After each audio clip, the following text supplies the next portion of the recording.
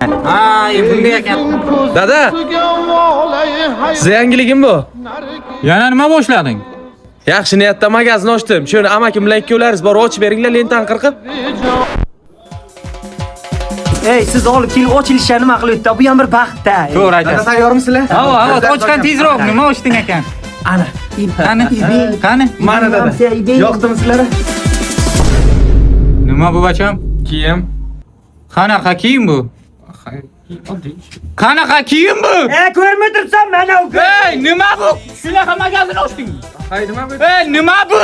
Erkaklar kiydi undan. Nima bu? O'g'lingiz nima ish qiladi? Ayollar ichki kiyim sotadi. Amca, nerishda aytman qan qo'yinqa davlingiz ko'taradi. Keting.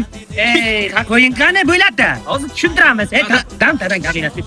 Ana shu. Kichkina magazin nasib bo'lsa buni katta. Ana yiping. Kattalarni ham sotasiz. Dada bir marta ishonmay biznesimiz zo'r bo'lib ketdi. Sizlar reklama deb chaqirtirdingizlarmi? Bu kim bu? Bu bloger chaqirgan mana shuni reklama qilib yuritadi. Lekin reklama qilsa bloger zo'r bo'lar, sen.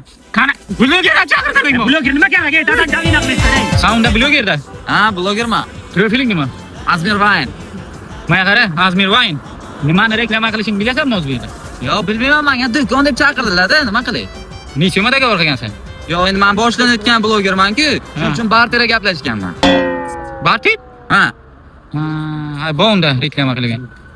Bu. Hamsa qanday bloger ekan bu? Au, yosh endi chiqayotgan bloger ekan, barterga keldik.